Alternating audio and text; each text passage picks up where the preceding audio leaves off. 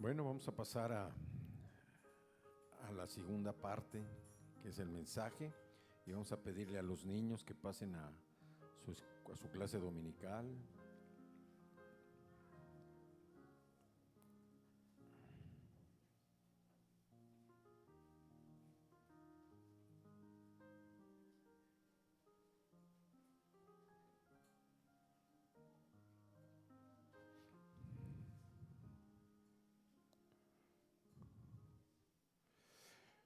Vamos a orar para empezar este mensaje. Vamos a darle gracias al Señor por este día y también por todo lo que el Señor nos está enseñando. Dios es un Dios fiel, un Dios justo, es un Dios santo, generoso, amoroso, pero también es un Dios de paz y es un Dios que nos guía y nos dirige con su mano poderosa. Padre, te damos gracias en esta mañana, Señor, muchas gracias porque queremos entregarte nuestro corazón, ser receptivos a tu voz, Señor, ser receptivos a tu mensaje, para que tú, Señor, obres en nuestros corazones que siguen siendo transformados por el poder de Cristo que mora en nosotros, así como también, Señor, por el Espíritu Santo. Te damos gracias, Señor, gracias porque tú nos hablas hoy al corazón, porque quieres que seamos liberados, Señor, de toda carga, que seamos liberados de toda opresión, de toda aflicción también, Señor, y que veamos que tú tienes la respuesta oportuna a cada una de nuestras necesidades. Te damos gracias, Señor, por este día y gracias, Padre, por la obra maravillosa que tú estás haciendo en la vida de todos nosotros. Te alabamos, te bendecimos, te adoramos, exaltamos tu nombre, Señor. Te glorificamos, Padre, en el nombre poderoso de Jesús. Amén. Bueno, hoy vamos a hablar de la gracia, el poder de la gracia. En la salvación todos nos convertimos en miembros de la familia de Dios y recibimos una vida eterna, recibimos libertad y recibimos amor. Y todo este proceso es un proceso que se da primeramente en lo espiritual y nosotros tenemos que irlo llevando en la medida en que vamos conociendo más al Señor, en que nosotros nos vamos adentrando más en esa relación personal con Cristo, vamos reflejando y vamos dando el fruto, el producto terminado de lo que es esa relación de nosotros con Cristo. ¿Por qué? Porque hemos sido justificados por su gracia y su misericordia. La diferencia entre nosotros en nuestra vida pasada y nuestra vida actual es de las tinieblas a la luz, como dice la Escritura. Nosotros nos trasladamos de las tinieblas, nos trasladamos a la luz en Jesucristo por su gracia, su misericordia, por medio de la fe. Nosotros ya no somos las mismas personas que éramos antes, es más, cada día vamos cambiando, cada día vamos siendo transformados más de una manera que a veces ni cuenta nos damos. ¿Quiénes se dan cuenta de que están cambiando?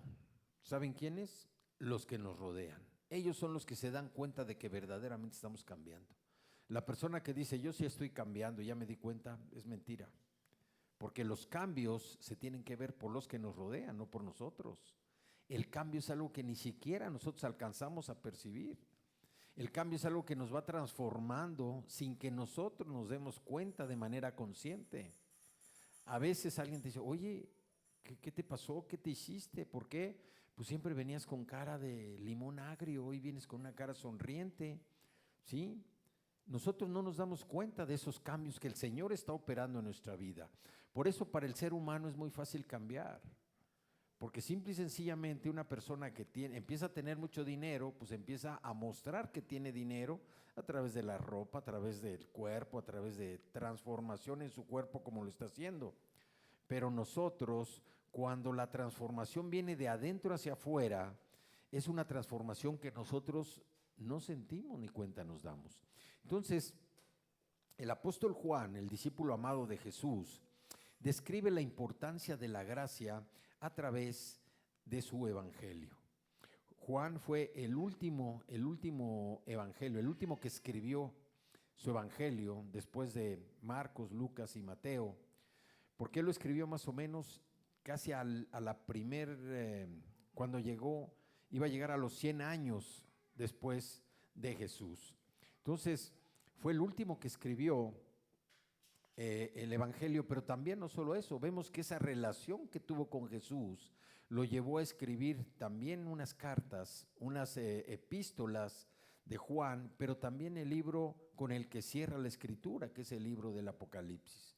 Entonces vemos cómo la relación de Juan con Jesús fue una relación tan profunda, porque no solamente se dedicó a escribir lo del ministerio de Jesús durante esta vida, durante su vida en la terrenal, sino que de esto se encargaron Mateo, Marcos y Lucas, sino que Juan se enfoca más en la persona de Jesús. Juan nos habla más de cómo era Jesús, de cómo vivió Jesús, y Juan era tan especial, tan detallista en lo que escribió en su evangelio, que nos hace una descripción completa de todo lo que él vivió. Inclusive dice que si verdaderamente se escribieran todas las obras de Jesús, no iban a alcanzar libros, no iba a alcanzar el papel para que quedaran escritas. Y una cosa importante también de Juan es que él cambia ya la palabra milagros por señales. Él ya no usa la palabra milagros, él usa la palabra señales. Y es lo que nos da a nosotros esa confianza de que lo que escribió Juan nos describe perfectamente la importancia de la gracia desde el primer capítulo de su evangelio. Acompáñenme por favor al Evangelio de Juan, al capítulo 1, y vamos a leer los versículos del 14 al 18. Dice la palabra: y aquel verbo fue hecho carne y habitó entre nosotros, y vimos su gloria, gloria como del unigénito del Padre. Y aquí viene la primera frase: lleno de gracia y de verdad. La gracia nos conduce ¿hacia dónde? Hacia la verdad. Dice, Juan dio testimonio de él. Aquí está hablando de Juan el Bautista. Juan dio testimonio de él y clamó diciendo: este es de quien yo decía, el que viene después de mí es antes de mí, porque era primero que yo. Juan el Bautista le está dando su lugar precisamente a Jesús como una persona de mayor importancia, no la importancia que Juan estaba adquiriendo por profetizar, precisamente invitar a la gente al arrepentimiento, sino que se da cuenta que la persona que viene de él es una persona mayor, es una persona especial, es una persona con un poder sobrenatural que iban a dar testimonio más adelante. Aquí vemos la importancia de lo que es la guía del Espíritu Santo en la vida de Juan el Bautista, desde que él empezó su ministerio, desde que se dio cuenta cómo se fue al desierto a vivir, cómo se fue a comer las cosas que tenía ahí cerca, cómo su vestimenta también le dio un carácter especial a Juan por todo lo que iba a hacer. Dice el versículo que sigue: porque de su plenitud tomamos todos, y gracia sobre gracia. Pues la ley por medio de Moisés fue dada, pero la gracia y la verdad vinieron por medio de Jesucristo. A Dios nadie le vio jamás. El unigénito Hijo que está en el seno del Padre, Él le ha dado a conocer. ¿Y qué es la gracia? ¿Qué podemos nosotros decir la gracia? La definición más sencilla, entendible que todos tenemos y conocemos es la que dice que Dios nos dio algo que no merecíamos. Eso es lo que Dios nos da, algo que no merecíamos, su gracia. Pero en Tito 4, en Tito capítulo 3, versículo 4, dice: la gracia es la bondad de Dios nuestro Salvador y su amor. Y aquí complementa la definición, dice: no por obras de justicia que nosotros hubiéramos hecho, sino que hemos sido justificados por su gracia. Esta definición es una definición más completa de lo que es la gracia, porque aquí nos está diciendo que es la bondad de Dios, nuestro Salvador, y su amor por nosotros, y nos hace la aclaración: no por obras de justicia que nosotros hubiéramos hecho, no por obras que nosotros hubiéramos. La salvación no viene por las obras, y esto lo hemos repetido muchas veces. Las personas que generalmente son generosas, que siempre están dando de su tiempo, que siempre están dando de sus recursos, que siempre están dando consejo, aunque no sean creyentes, son personas que piensan que se van a ir al cielo. Piensa la persona que se va a ir al cielo por ser sus obras buenas, pero también los que lo rodean piensan que se va a ir al cielo y por eso copian esa actitud, esa manera de ser. Sin embargo, aquí Pablo en la carta a Tito le describe, es la bondad de Dios nuestro Salvador y su amor, primeramente. Después, no por obras de justicia que nosotros hubiéramos hecho.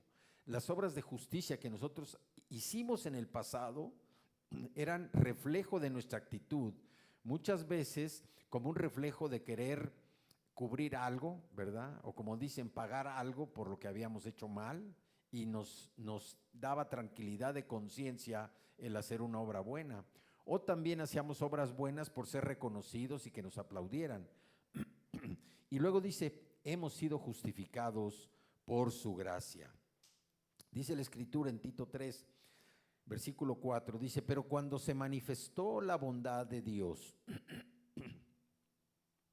nuestro Salvador, y su amor para con los hombres, nos salvó, no por obras de justicia que nosotros hubiéramos hecho, sino por su misericordia, por el lavamiento de la regeneración y por la renovación del Espíritu Santo, el cual derramó en nosotros abundantemente por Jesucristo nuestro Salvador, para que justificados por su gracia viniésemos a ser herederos conforme a la esperanza de la vida eterna.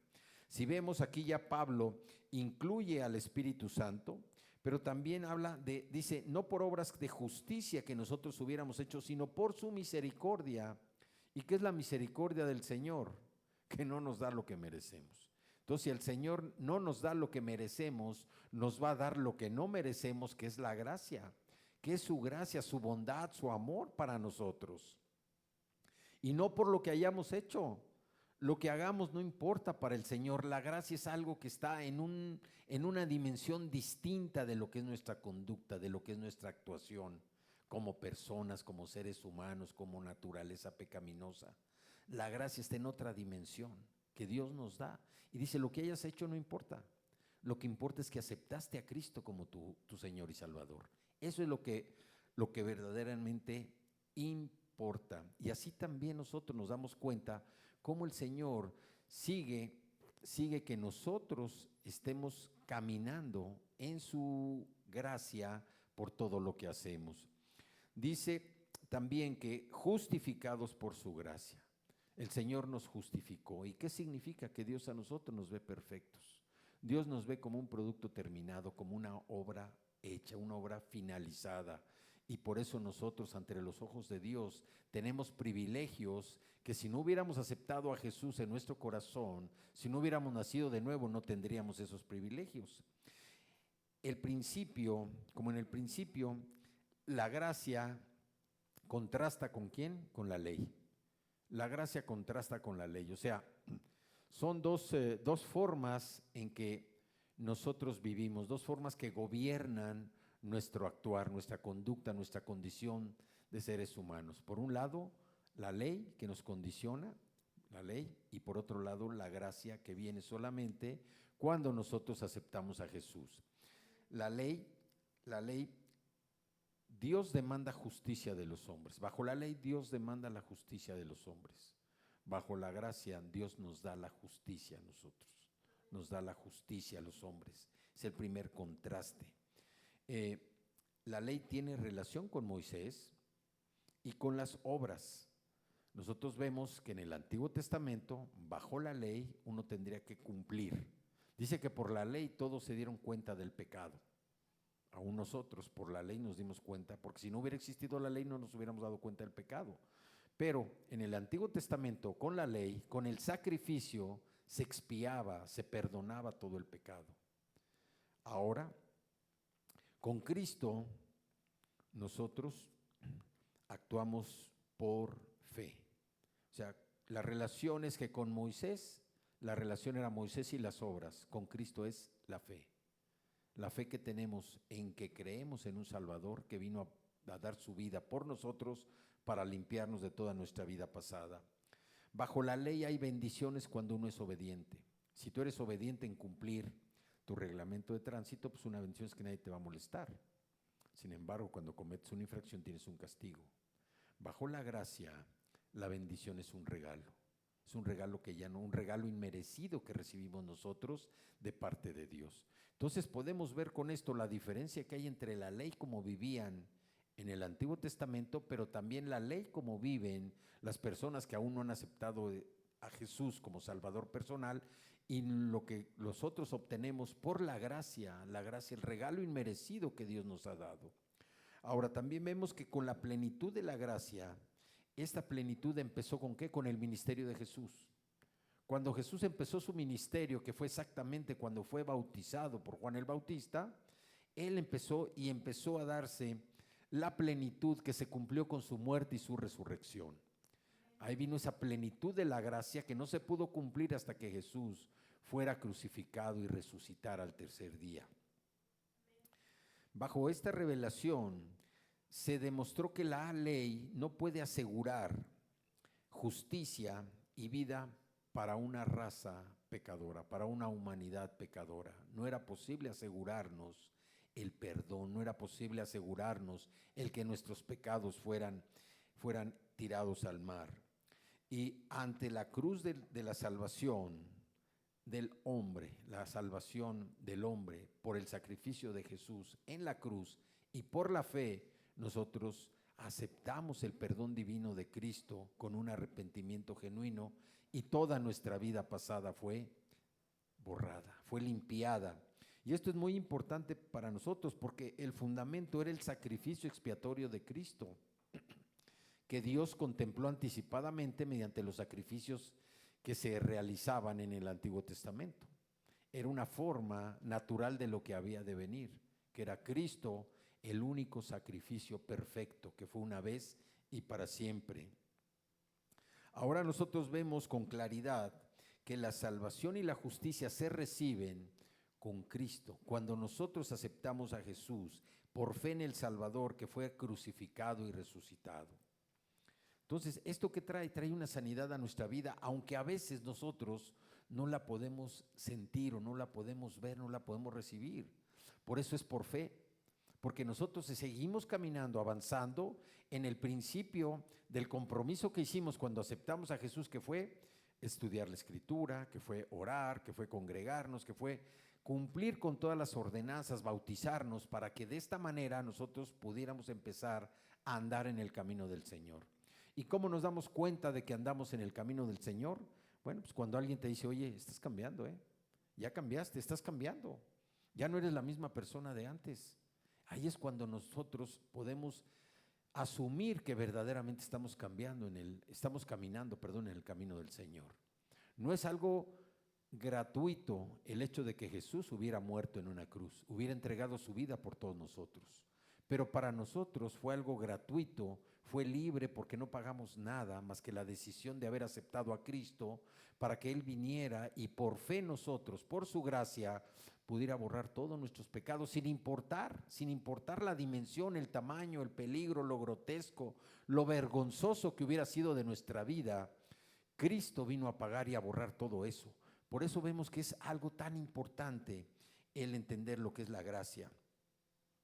Esto vino a traer santidad a nuestra vida y las buenas obras que nosotros hoy hacemos es fruto de la salvación. Antes de conocer a Cristo, las buenas obras era lo que movía el corazón de la persona, era el sentimiento, la emoción. Había veces que estabas tú en algún evento donde pues de repente, oigan, pues vamos a cooperar para esta persona, porque no, pues me movía la emoción, más si habías hecho o traías algún pecado por ahí que querías tú querer ocultar, pues más luego empezabas a dar, veías una persona en la calle y esto se convertía en un trabajo, vamos a decir, un trabajo de las personas para creer que estaban quedando bien con Dios. Pero la única forma de quedar bien con Dios es conocerlo a Él. Y lo conocemos solamente por medio de Jesucristo, por nadie más. Por medio de Jesucristo y su palabra, que es la Biblia. Entonces, vemos cómo se manifestó o cómo se manifiesta esa gracia de Dios a través de la escritura de Tito 2. Vamos a Tito 2. versículo 11. Dice, porque la gracia de Dios se ha manifestado para salvación a todos los hombres.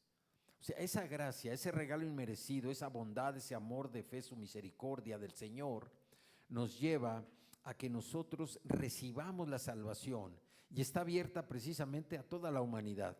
No hay acepción de personas, como dice la Escritura. Dice, enseñándonos que renunciando a la impiedad, o sea, al pecado y a los deseos mundanos, vivamos en este siglo de tres maneras: justa, sobria y piadosamente. O sea, que nosotros, una vez que recibimos la salvación, el trabajo de Jesús en la transformación de nuestro corazón y la obra del Espíritu Santo llegan a ser a preparar una receta dentro de nuestro ser que se empieza a manifestar. ¿Por qué? Por la justicia, que se empieza a manifestar. ¿Por qué? Por la sobriedad, o sea, que nosotros siempre estamos conscientes de lo que estamos haciendo, pero también por la piedad, la misericordia que le vamos a mostrar a los demás. Dice, además, que tenemos, dice, aguardando ¿qué? La esperanza bienaventurada y la manifestación gloriosa de nuestro gran Dios y Señor Jesucristo. ¿Cuál es esa esperanza bienaventurada? ¿Cuál es esa manifestación gloriosa? La segunda venida de Cristo. O sea, nuestros ojos, nuestro entendimiento poco a poco se va incorporando a ese concepto de que nosotros, esa promesa de que Jesús viene por segunda vez. Jesús no tarda en venir. Si bien nosotros vemos las Escrituras y nos remitimos a lo que Pablo escribió en el libro, en la carta a los tesalonicenses, nos vamos a dar que ya hablaban del último tiempo. Juan también hablaba del último tiempo, el último tiempo, pues sí, porque ellos ya sentían la necesidad y ya veían la promesa de que Jesús llegara a vivir. Tanto así que la iglesia de Tesalónica fue tan fuerte esa esperanza, esa convicción de que Jesús venía, que ellos dejaron de trabajar. Dijeron, pues si ya viene Jesús, ¿para qué seguimos trabajando? Ya mejor vamos a esperar. Pero no, al contrario, al venir Jesús nosotros tenemos que estar trabajando en su obra, tenemos que estar compartiendo, tenemos que estar, no que nos paremos en la calle y estemos compartiendo, lo podemos hacer si el Señor así nos dice, sino que donde estemos demos a conocer a Jesús, en nuestro trabajo, en la escuela, en la congregación, en donde estemos, en la casa, estemos dando a conocer a Jesús. Entonces, dice la manifestación gloriosa de nuestro gran Dios y Salvador Jesucristo, quien se dio a sí mismo por nosotros para redimirnos de todo pecado, de toda iniquidad, de toda falta, y purificar para sí un pueblo propio, celoso de las buenas obras. Entonces vemos aquí cómo todo esto empieza con la encarnación. Por eso es tan importante el Evangelio de Juan en la gracia, porque todo empieza por creer que Jesús, siendo Dios, vino a este planeta, vino a la tierra como hombre. Nació de una virgen, no tuvo mancha, no tuvo pecado, no fue corrupto, al contrario, toda su vida fue limpia. Y Él nos enseñó precisamente desde esa época a rechazar lo malo, practicar lo bueno, que es lo que nosotros estamos viendo. Cuando dice la gracia de Dios se ha manifestado, fue la encarnación de Jesús. A eso se refiere el versículo 11. Porque la gracia de Dios se ha manifestado. Jesús se volvió hombre, vino a esta tierra, nació, vivió como una persona, como un ser humano. Y esto relaciona precisamente la doctrina con una vida, como decía ahorita, que rechaza lo malo, y practica lo bueno aquí y ahora. Nosotros estamos viviendo en el reino del Señor. Ya tenemos el reino. Debemos aprovechar que tenemos el reino, porque el reino no lo vamos a ver cuando ya este cuerpo no funcione, cuando este cuerpo desaparezca. El reino está aquí y ahora, y es una responsabilidad y una decisión de nosotros vivir ese reino aquí y ahora. Como decía Alejandro ahorita en la palabra de bienvenida, no importa lo que estemos pasando hoy en día, no importa lo que estemos viviendo, a lo mejor es alguna aflicción muy fuerte, algún sufrimiento, algún dolor, algo que no podamos nosotros encontrar una respuesta hoy, pero vivimos el reino porque estamos creyendo por fe en Jesucristo, que vino a pagar los pecados por todos nosotros, y en que todo finalmente se va a tornar para bien a los que amamos al Señor. Entonces es tan importante tener esa seguridad y esa garantía que no importa lo que estemos pasando, no lo vamos a vivir toda la vida, sino lo que está pasando hoy va a tener un resultado que va a ser benéfico para nosotros. Dice que ve en el regreso de Cristo el incentivo para una conducta piadosa. Es lo que dice el versículo 13, aguardando la esperanza bienaventurada. Esto es que el incentivo que nosotros debemos tener, el incentivo principal es la segunda venida de Cristo. Obviamente tenemos incentivos todos los días, en la casa, en el trabajo, en el desarrollo de nuestros hijos, en el desarrollo de nuestros nietos, cómo crecemos nosotros, que tenemos salud, que vamos avanzando, vamos venciendo problemas, vamos venciendo desafíos, vamos superando retos, vamos superando situaciones difíciles. Es donde nosotros nos damos cuenta que tenemos esos estímulos, esos incentivos. Pero el incentivo principal que debe morar en nuestro corazón es la segunda venida de Cristo. ¿Y esto qué hace? Que nosotros, como dice el versículo 14, quien se dio a sí mismo por nosotros para redimirnos de toda iniquidad y purificar para sí un pueblo propio, celoso de buenas obras. ¿Qué significa esto? Que en santidad personal y en buenas obras se hace realidad el propósito de la expiación. Este pasaje es una recapitulación completa, más concisas que hay del Nuevo Testamento, sobre la relación que hay entre la verdad, el evangelio y la vida. ¿Por qué? Porque el producto terminado de nosotros, cuando caminamos de la mano del Señor, es la obra que nosotros estamos realizando. Nosotros ya no estamos realizando malas obras. Nosotros realizamos buenas obras porque Dios así lo predeterminó. Hay personas que no quieren ceder el pecado que hay en su vida, aún siendo cristianos, no quieren ceder el pecado que hay en su vida, porque el estilo que tienen de vivir les ayuda, les gusta, lo disfrutan, pero hay algo a lo mejor que Dios no quiere que lo hagan y ellos lo siguen haciendo. Entonces lo que hacen es una especie como de parche, un parche en su vida. Soy cristiano, me congrego, estudio la Biblia, pero mi estilo de vida, que no está de acuerdo a lo que dice la palabra, pues lo quiero seguir manteniendo. ¿Por qué? Porque a lo mejor es el que me da recursos para vivir, a lo mejor es el que me da una posición en la sociedad, a lo mejor es el que me da el poder en un área de gobierno y lo tengo que mantener. Entonces es como si fuera parchado, un parche.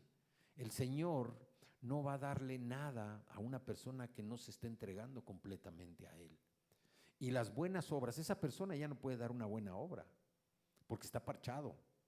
Nosotros ya no tenemos, digo, y aunque los parches están de moda, ¿verdad? Vemos que cada día la moda se va regresando, los parches esos en la ropa.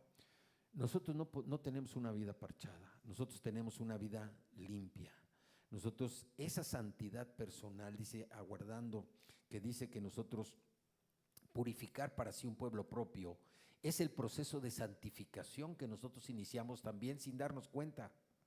Nosotros lo iniciamos sin darnos cuenta, sino que empezaron a llegar a nuestro corazón, a nuestra mente, aspectos de nuestra vida que ya no estaban de acuerdo con lo que dice la palabra.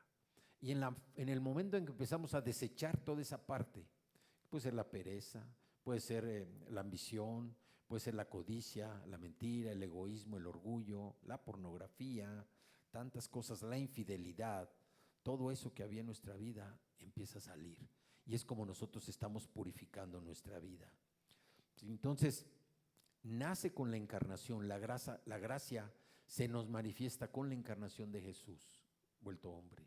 Después viene sobre la segunda venida de Cristo, aguardando la esperanza gloriosa, bienaventurada.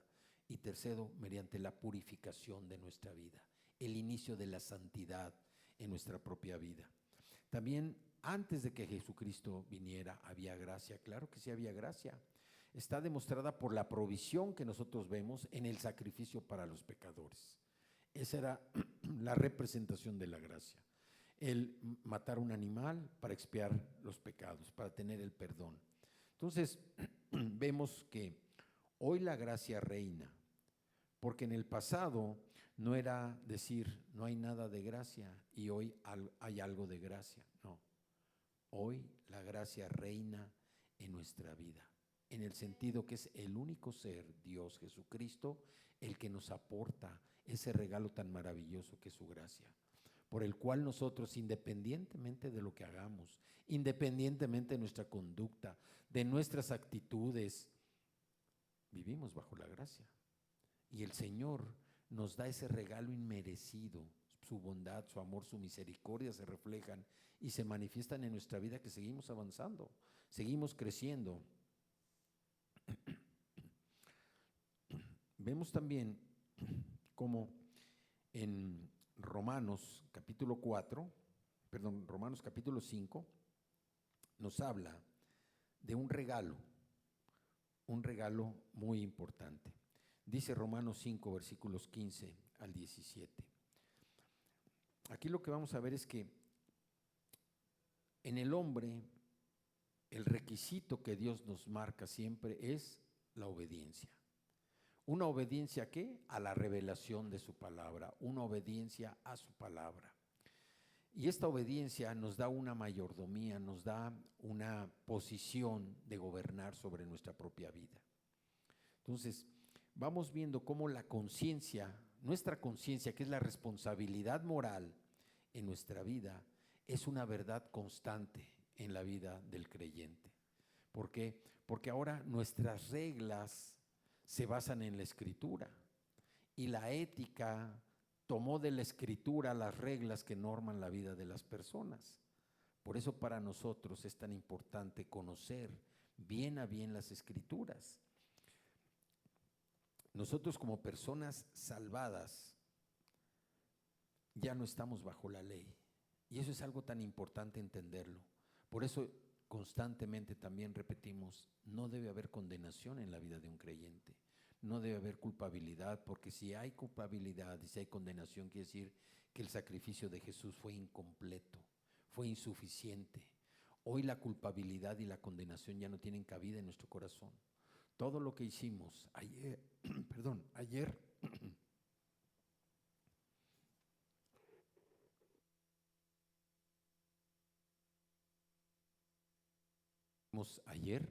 ya quedó en el olvido, ya no tiene significación para nuestra vida. Ya todo lo pasado quedó atrás. Cristo con su sangre nos ha limpiado de todo eso. He ahí el valor de entender lo que es la gracia. Y iniciamos un día nuevo, abriendo una nueva página con todo lo que vamos a vivir. Y en Romanos 5 dice el versículo 15, pero el don no fue como la transgresión. O sea, el don es un regalo, la transgresión es el pecado. Porque si por la transgresión de aquel uno murieron los muchos, si por el pecado, el error de aquel uno, que fue Adán, murieron muchos, abundaron mucho más para los muchos la gracia y el don. El regalo inmerecido que Dios nos dio por la gracia de un hombre. ¿Quién? Jesucristo. El 16. Y con el don, con el regalo, no sucede como en el caso de aquel uno que pecó, porque ciertamente el juicio vino a causa de un solo pecado para condenación. El pecado siempre nos va a condenar, siempre nos va a condenar. Por eso es tan importante que nosotros, cuando entendemos ya que nuestra nueva naturaleza ha sido revestida en nosotros, el pecado ya no tiene cabida. Dice, pero el don, el regalo vino a causa de muchas transgresiones para justificación. Ese regalo vino a perdonar todos nuestros pecados, todas las transgresiones, todos los errores que cometimos, hayan sido los que hayan sido, vino el perdón de Cristo. Dice el 17, pues si por la transgresión de uno solo reinó la muerte, mucho más reinarán en vida por uno solo, que es Jesucristo, los que reciben la abundancia de la gracia y del don de la justicia. Entonces, ¿qué es lo que dice la Escritura? ¿Qué dijo Pablo en la carta de Romanos? Que por Jesucristo nosotros recibimos la gracia, la sobreabundante gracia y el don de la justicia, que es la comparación que veíamos al principio entre la ley y la gracia. Para la ley no había una bendición si no había obediencia. Para la gracia, la bendición es un regalo. La bendición es un regalo. Entonces vemos cómo hay una diferencia, porque Adán es una figura en contrapartida ¿de quién? De Cristo. Así como Adán representa a la humanidad creada, Cristo representa a la nueva humanidad, a la nueva generación espiritual. Todos nacemos como parte de la familia física de Adán, todos absolutamente, del linaje que conduce a una muerte segura. Y todos cosechamos los resultados del pecado de Adán.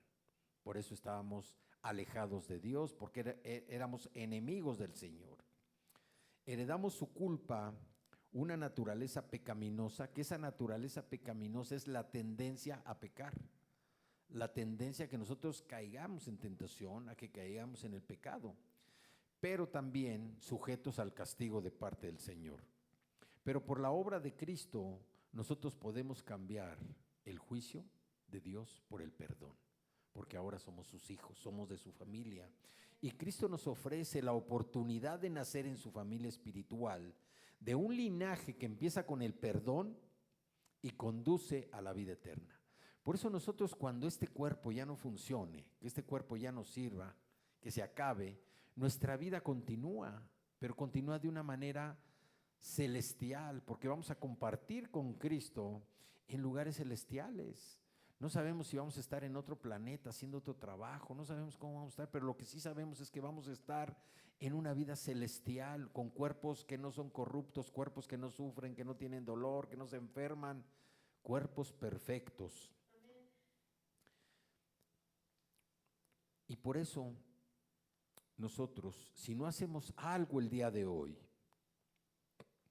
nos espera una muerte como la de Adán. Pero por eso hemos acudido a Dios, por eso acudimos a Cristo, por la fe que tenemos a través del sacrificio de Cristo en la cruz. ¿A qué linaje queremos pertenecer? ¿Al linaje de Adán o al linaje de Jesús? Qué gran promesa para los que amamos a Cristo. Porque esto nos lleva a reinar, nos da el poder para reinar sobre el pecado, sobre la amenaza de la muerte y sobre los ataques de Satanás. La vida eterna es nuestra ahora y para siempre. Podemos vencer la tentación en el poder y la protección que Cristo nos da. Por eso tenemos una posición privilegiada el día de hoy. En Timoteo, primera de Timoteo, capítulo 1, Pablo escribe y habla extensamente sobre la gracia, el favor de Dios dado a quienes no lo merecen. Y Pablo conocía de primera mano la libertad que Cristo le dio. Se describió a sí mismo como el peor de los pecadores. Dice el versículo 15 de 1 Timoteo 1, palabra fiel y digna de ser recibida por todos, que Cristo Jesús vino al mundo para salvar a los pecadores, de los cuales yo soy el primero. Vemos aquí cómo Pablo resume las buenas nuevas. Dice: Jesús vino al mundo para salvar a todos los pecadores, a todos, para entender que todos los pecadores es que no excluyó a ninguno. Ningún pecador fue excluido de la oportunidad de aceptar a Jesús. Pero también dice que Jesús no vino meramente para mostrarnos cómo vivir una mejor vida o para desafiarnos a ser mejores personas. Él vino para ofrecernos la salvación que nos iba a llevar a la vida eterna. Pero también vemos cómo Pablo se llama a sí mismo el peor de los pecadores. Nosotros consideramos a Pablo como un héroe de la fe. Sin embargo, él siempre se consideró el peor de los pecadores. Nunca se vio a sí mismo de una manera diferente porque se acordaba de la vida que había tenido antes de conocer a Cristo. Una vida de persecución hacia Cristo. Entonces, vemos que mientras más comprendía la gracia de Dios, más consciente era de su propia pecaminosidad.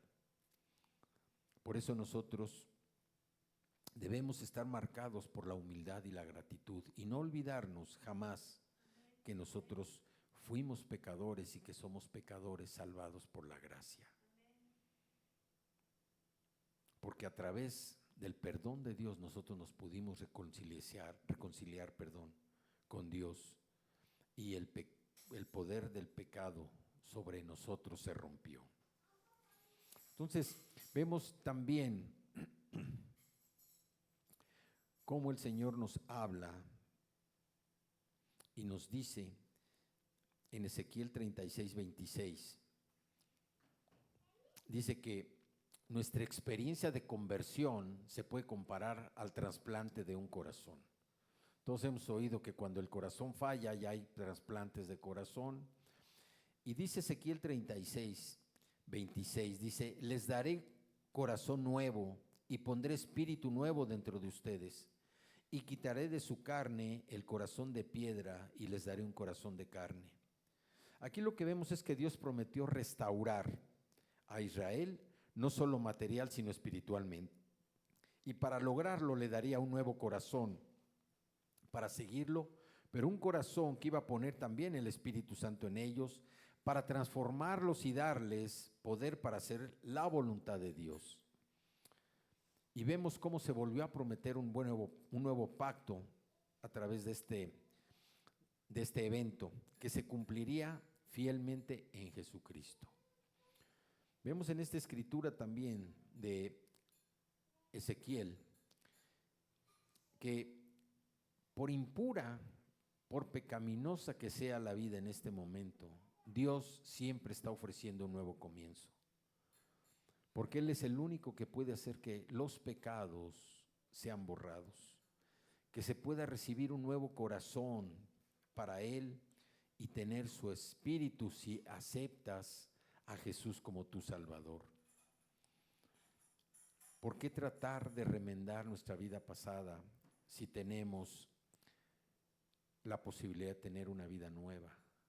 Jesús vino no para mejorar nuestra vida, tampoco vino para que fuéramos mejores personas.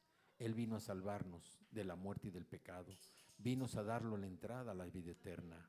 Nos dio una nueva vestidura por la cual nosotros somos diferentes, somos cambiados. Y por eso la transformación que Jesús va haciendo en nuestro corazón nos va guiando y va haciendo que nos presentemos como personas diferentes. También vino a darnos una nueva ciudadanía. En Filipenses capítulo 3, versículo 20, dice: mas nuestra ciudadanía está en los cielos, de donde también esperamos al Salvador, al Señor Jesucristo. Pablo criticó no solamente a los judaizantes, sino también a los cristianos autoindulgentes. ¿Sí entienden la palabra autoindulgencia? Esta es una persona que se está perdonando a sí mismo de todos sus errores. Una persona que disimula o pone excepción a sus equivocaciones, a su pecado. Una persona que da gracia a los demás o quiere dar gracia a los demás, quiere ser benévolo con los demás, quiere mostrar cierta misericordia a los demás. Y estas son personas que afirman ser cristianos, pero no viven de acuerdo al modelo de Cristo en cuanto al servicio y sacrificio. Satisfacen sus propios deseos, aún pensando en las necesidades de otros. Y la libertad en Cristo no significa libertad para ser egoístas. Es la oportunidad que nos da para servir a los demás, para llegar a ser la persona que Dios quiere que seamos, una persona entregada completamente a Él.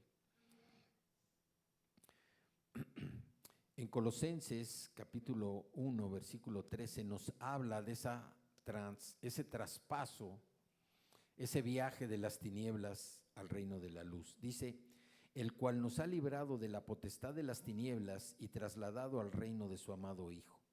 Y aquí Pablo enumera 5 beneficios que Dios nos da a todos los creyentes que hemos nacido de nuevo a través de Cristo. Primero, nos hizo aptos para participar de la herencia de los santos. Somos coherederos con Cristo. 2, nos rescató del dominio de Satanás y nos hizo sus hijos. 3, nos rescató del dominio de Satanás. 3, nos trajo a su reino eterno. Nos trajo a un reino eterno que es para vivirlo aquí y ahora.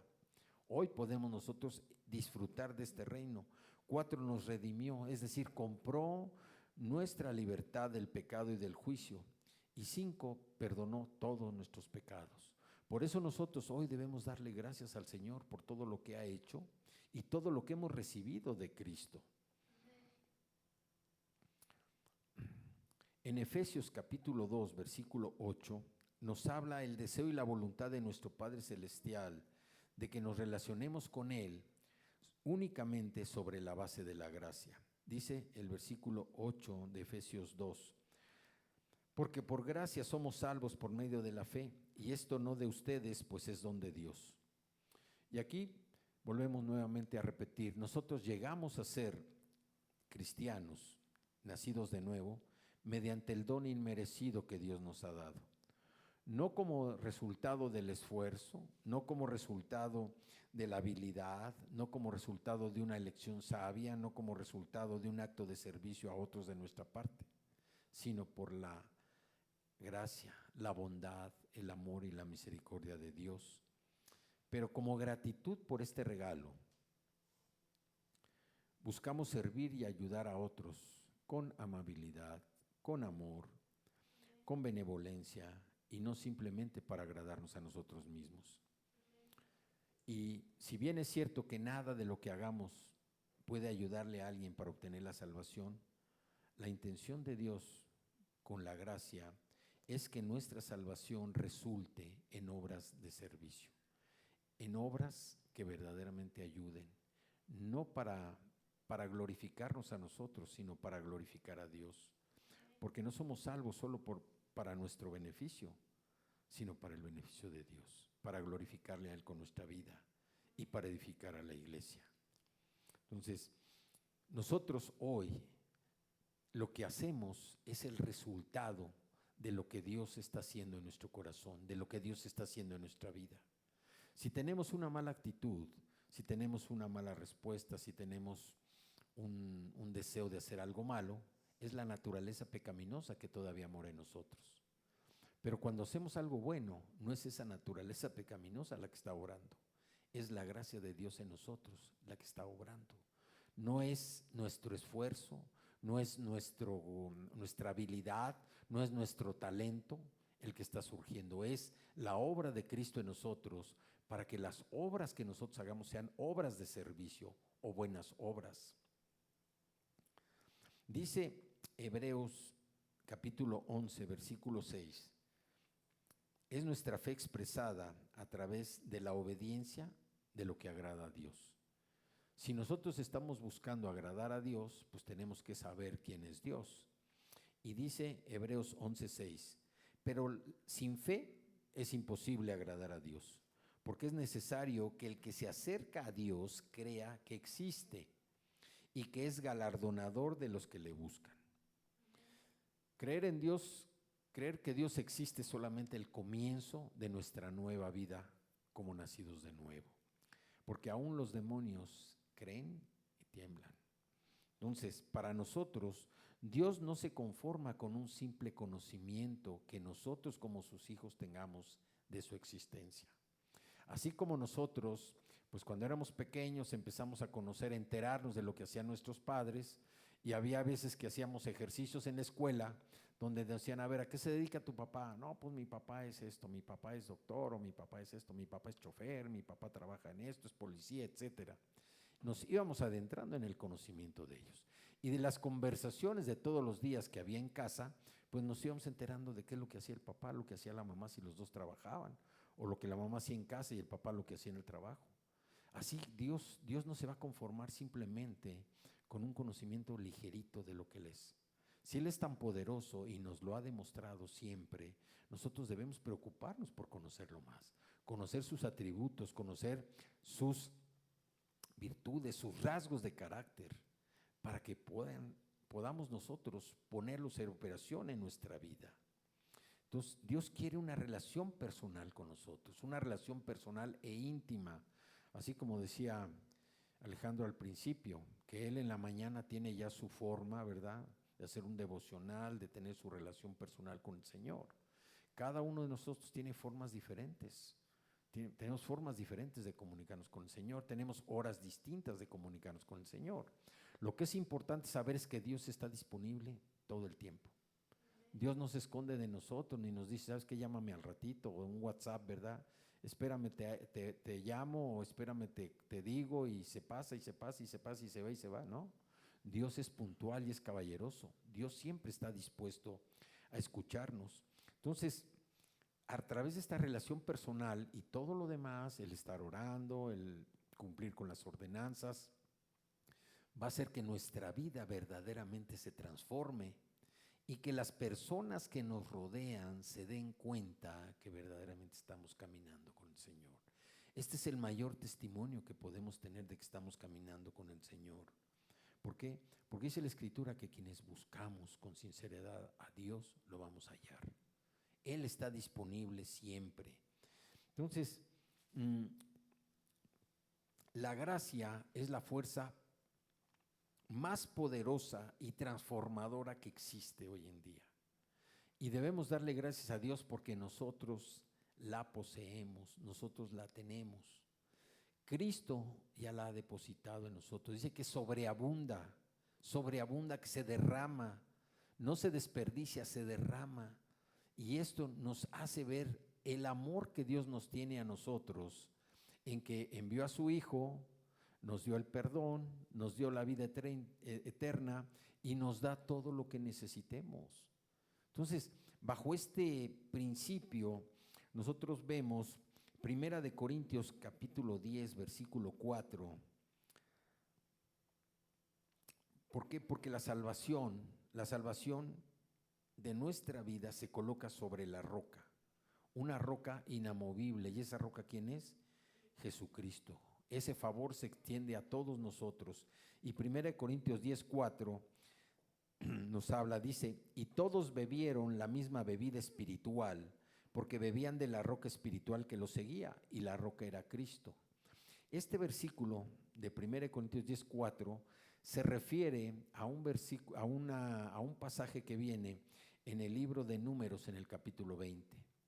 A partir del versículo 7, yo creo que todos lo recuerdan, es cuando Dios le habla a Moisés que el pueblo se está quejando porque no tienen agua para tomar, y Dios le dice a Moisés, háblale a la roca, háblale a la roca, y de la roca va a fluir el agua.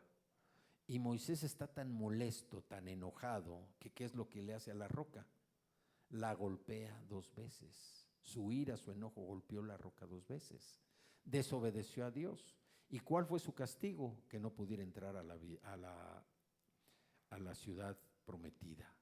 Ese fue su castigo por desobedecer a Dios. Muchas personas dicen, no, es que Dios le dijo que le pegara una vez. No, Dios le dijo, habla a la roca. Y eso que era, había de suceder en el futuro. La roca, la fuente del agua que quita la sed, es Jesucristo. La fuente, nuestra roca de salvación, dice la Escritura. Él pone nuestros pies en roca firme para que no resbalen. Él es todo para nosotros. La gracia que Dios ha traído para nuestra vida es algo tan grande que por su gracia y su misericordia, Él nos da de beber el agua de su palabra, el agua que nos lava, que nos limpia. La sangre preciosa de Cristo derramada en la cruz ya vino también a limpiarnos de toda nuestra vida pasada. Por eso ya no tiene cabida la condenación, no tiene cabida la culpabilidad en nuestra vida. Ya nosotros no debemos ni pensar siquiera en lo que hicimos en el pasado. Nuestros pensamientos deben ser pensamientos de bienestar, no pensamientos de calamidad, no pensamientos de destrucción, no pensamientos de pecado, de tristeza, de miseria, pensamientos de bienestar, de que bien estamos con Cristo, porque hoy vivimos el reino aquí y ahora. Tenemos todas las armas disponibles a nuestro alcance para poder ser esas personas fieles, esas personas leales que cumplimos con lo que el Señor nos ha prometido y que estamos viendo la transformación de nuestras vidas, viviendo el reino aquí y ahora. Así es que el poder de la gracia es tan grande, es la fuerza más poderosa que existe para transformar nuestra vida y que la está transformando hoy en día. Por eso nuestro compromiso con el Señor es serle fieles siempre, no desviarnos ni a derecha ni a izquierda, sino mantenernos en esa dirección que nos muestra el Espíritu Santo para hacer lo que Dios quiere. Vamos a orar. Padre, te damos gracias, Señor, gracias por tu palabra, gracias por el ejemplo que nos das y toda esta explicación, Señor, que hemos visto para entender el poder de tu gracia. No tenemos palabras para expresar el agradecimiento tan grande, Señor, tan fuerte que te debemos por llenarnos de tu gracia. De una manera misericordiosa, porque dice que tu gracia nos ha sobreabundado. Y te damos gracias, Señor. Gracias porque has permitido que tengamos un nuevo corazón, un corazón de carne, un corazón que nos lleva a seguirte, un corazón para ti y donde mora también el Espíritu Santo. Gracias, Señor, porque has cambiado nuestra ciudadanía a una ciudadanía celestial, una ciudadanía de los cielos. Y te damos muchas gracias, Padre, también porque has perdonado todos nuestros pecados, nuestra vida pasada. Hemos pasado de las tinieblas a la luz, al reino de la luz, donde tú te manifiestas todos los días, Señor, a través de nuestra vida, para glorificarte, Señor. Y gracias, Padre, porque con el poder de tu gracia vencemos el poder del pecado, vencemos las tentaciones de Satanás y todo lo que él quiere hacer en nuestra vida. Gracias, Señor, por haber enviado a tu Hijo Jesucristo. Gracias, Señor, por habernos dado tu perdón, un perdón celestial. Gracias por abrir las puertas a la vida eterna. Y gracias porque siempre suples todo lo que necesitamos por tus riquezas en gloria en Cristo Jesús. Te damos gracias. Gracias por este tiempo, Señor. Y todos puestos de acuerdo en un solo corazón, el mismo espíritu, Señor, con una sola oración, nos ponemos de acuerdo esta tarde, Señor, para confesar que hemos recibido tu gracia y tu misericordia por fe, y que esto, Señor, nos lleva a tener una vida diferente, a seguir siendo transformados en nuestro corazón por Cristo Jesús y la dirección del Espíritu Santo en nuestro caminar de todos los días. Te damos gracias, Señor, porque esta confesión que hacemos el día de hoy es una confesión que nos lleva precisamente a cumplir con el propósito que tienes para nuestras vidas. Y te damos muchas gracias, Padre. Gracias, Señor. Gracias porque podemos ver tu mano poderosa cómo nos sostiene. Te damos muchas gracias. Gracias, Padre.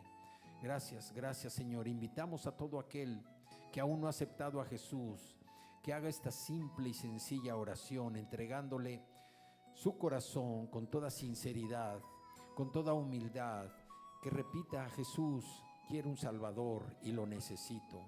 Tú eres el único que puedes darme esa gracia a mi vida. Reconozco que soy pecador y quiero tu perdón celestial de toda mi vida pasada. Acepto tu perdón y acepto este nuevo nacimiento. Me comprometo a entregarte mi vida y mi corazón. Me comprometo a estudiar tu palabra. Me comprometo a ser bautizado. Me comprometo a orar todos los días y a compartir de Jesús en donde quiera que esté. Gracias, gracias. Te acepto como mi Señor y Salvador, Salvador personal. Te doy gracias porque mi nombre quedó escrito en el libro de la vida del Cordero que está en el cielo, y nada ni nadie lo puede borrar. Si has hecho esta sencilla y simple oración, has aceptado a Jesús en tu corazón y la gracia sobreabundante se empieza a derramar sobre tu vida. Sigue trabajando en quitar todos esos malos hábitos, todas esas malas costumbres, eliminando todos esos pecados que había en tu vida, porque hoy has sido liberado. Cristo te ha revestido de una nueva persona. Has nacido de nuevo espiritualmente y tu Espíritu Santo ha nacido para conectarse con el Espíritu Santo, para que tú puedas tener esa conducción y esa revelación de lo que Dios dice en su palabra. Señor, te damos gracias, Padre, en esta tarde. Gracias, Señor, en el nombre poderoso de Cristo Jesús. Amén y amén. Pues muchas gracias. Dios nos bendice.